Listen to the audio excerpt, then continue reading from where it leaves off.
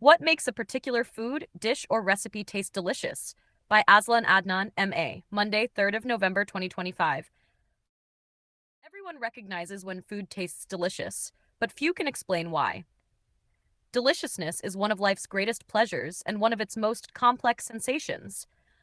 Far from being a matter of mere opinion or personal preference, what we call tasty is the outcome of a sophisticated interplay between biology, chemistry, psychology, and culture. The ability to appreciate flavor is a triumph of evolution, a system honed to detect nourishment, avoid danger, and reward the brain for finding what sustains us.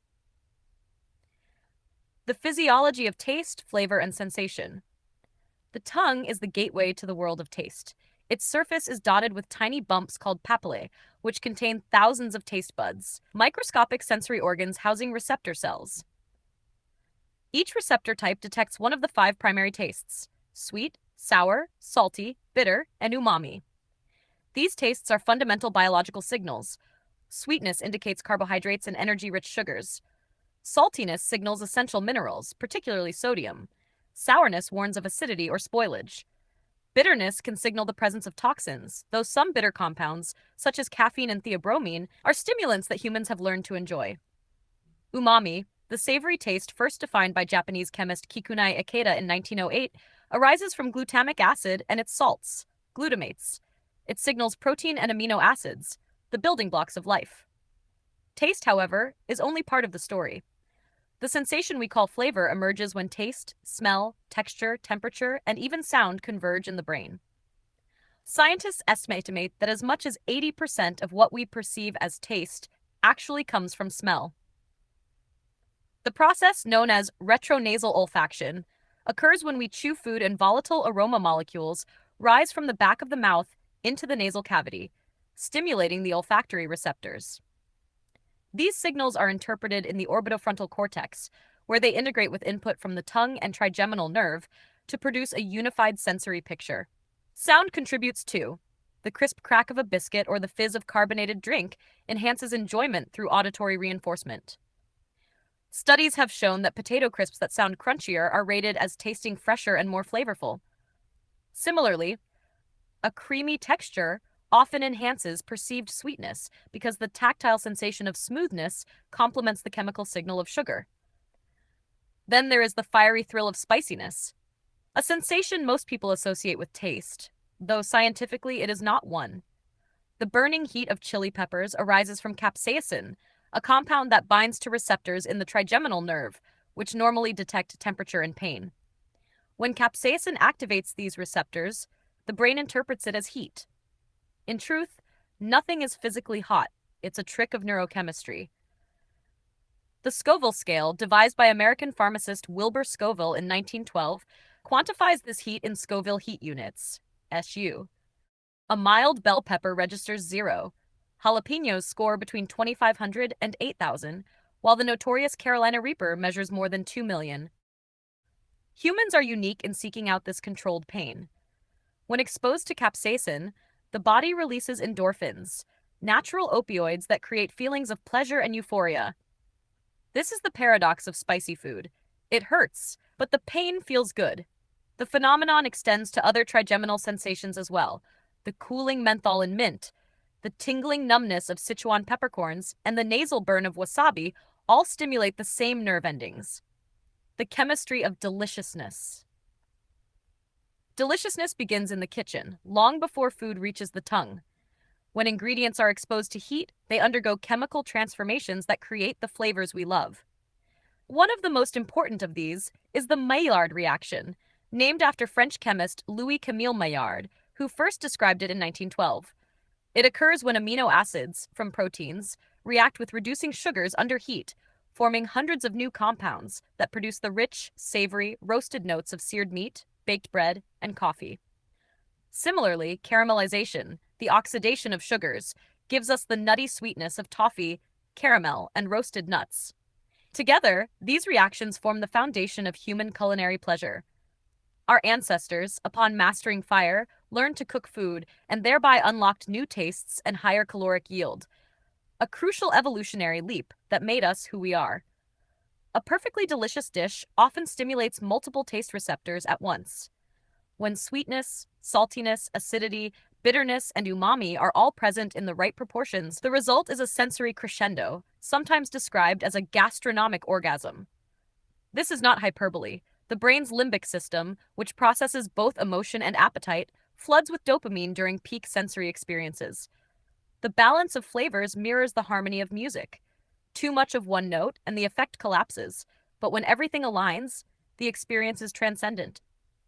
Texture adds another dimension. Creaminess from fat provides a luscious mouthfeel, while crunch or crispness offers contrast. Temperature too matters. A warm interior releasing a burst of aroma contrasts beautifully with a cold or crispy exterior. The human palate also delights in contrast and surprise. A squeeze of lime on grilled meat or a touch of sea salt and caramel sharpens and amplifies pleasure. Underlying all this is a remarkable truth. What we find delicious reflects the brain's drive for homeostasis, the biological balance between energy intake and sensory satisfaction. Fat, sugar, and salt all signal safety and sustenance. Evolution taught our bodies to crave them, which explains why fried food, chocolate, or buttered bread feel irresistibly satisfying even when they're nutritionally excessive. The psychology of pleasure and expectation. Flavor lives in the mind as much as on the tongue. The brain's reward system interprets eating as an act of pleasure, releasing dopamine whenever we taste something enjoyable. Yet this response is shaped by context, memory, and expectation. Experiments have shown that people rate wine as tasting better when told it is expensive, even when it is identical to a cheaper bottle. Visual cues, color, plating, and lighting strongly influence taste perception. A strawberry-flavored drink dyed green is often perceived as lime because sight overrides expectation. Even the soundscape matters. Slow classical music can make wine seem fuller and richer, while fast pop makes it taste sharper and more acidic. Emotional memory deepens this connection. The scent of curry might evoke home, childhood, or comfort. The aroma of a roast chicken may recall festive gatherings. The brain's olfactory pathways are tightly linked to the amygdala and hippocampus, centers of emotion and memory. Thus, flavor is never purely chemical, it is autobiographical. The cultural dimension of deliciousness. Taste is also cultural. What one society celebrates, another might reject. Malaysians relish the fermented funk of belar charn, Europeans delight in blue cheese, and the Japanese treasure the slippery texture of natto. The French adore the earthy aroma of truffles, while Scandinavians eat surströmming, a pungent fermented herring. Each example reveals that deliciousness is learned and social. Exposure shapes preference. Many flavors initially seem off-putting, bitter coffee, spicy sambal, or fermented soy, yet repeated encounters build tolerance and eventually pleasure. This is known as acquired taste. Culture also dictates what combinations are considered harmonious. Japanese cuisine prizes balance and subtlety. Indian and Malay cuisines celebrate intensity and spice. Western fine dining often plays on contrast and reduction. Even within a culture, personal differences abound. Genetic variation plays a role. Around 30% of humans can taste the bitterness of phenylthiocarbamide, PTC, a compound similar to those found in cabbage and kale, while others cannot. Some people find coriander, cilantro, fresh and citrusy. Others experience it as soapy due to a variation in the OR6A2 gene, which affects aldehyde perception. These differences make taste as unique as fingerprints. The art and science of balance. Chefs instinctively apply principles of sensory balance long before science explains them. A successful dish orchestrates contrast and harmony, sweetness balanced by acidity, salt enhancing umami, fat mellowing bitterness, heat offset by coolness. The Japanese concept of umami synergy, combining ingredients rich in glutamate, such as kombu seaweed, with those high in inosinate, like bonito flakes, produces a depth of flavor greater than either alone. Modern molecular gastronomy has advanced this understanding further. Scientists like Hervé Thys and chefs such as Ferran Adrià and Heston Blumenthal explore how ingredients with shared aromatic compounds naturally complement each other. For instance, strawberries and balsamic vinegar, or white chocolate and caviar. The success of these pairings arises not from tradition, but from shared chemical architecture. Conclusion: deliciousness as a multisensory, cultural, and emotional experience. Deliciousness is not a property of food. It is a creation of the human mind. It emerges when biology, chemistry, culture, and emotion converge, when the brain integrates signals from every sense into a coherent experience of pleasure. To cook well is to manipulate molecules and memories alike. To eat well is to engage all the senses in harmony. When the right combination of taste, aroma, texture, and sound stimulates the palate, and when memory and culture lend their emotional weight, the result is more than nourishment. It is delight. In that fleeting moment when food, body, and mind align, we experience one of life's purest joys, the taste of being alive. International Day of Persons with Disabilities, Wednesday, 3rd of December, 2025. Every year, 3rd of December is officially recognized by the United Nations as the International Day of Persons with Disabilities. It has been observed globally since its proclamation in 1992 under UN General Assembly Resolution 4730. The day promotes understanding of disability issues, supports the dignity, rights, and well-being of persons with disabilities, and raises awareness of the importance of inclusion in all spheres of life: political, social, economic, and cultural.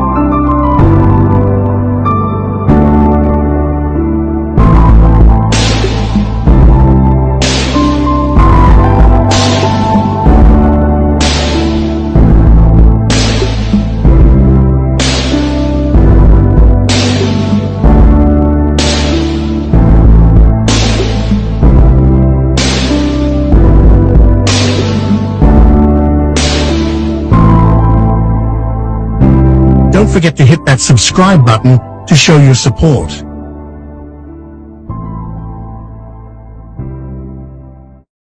Share your thoughts in the comments below. Don't forget to like this video and subscribe to our channel to show your support.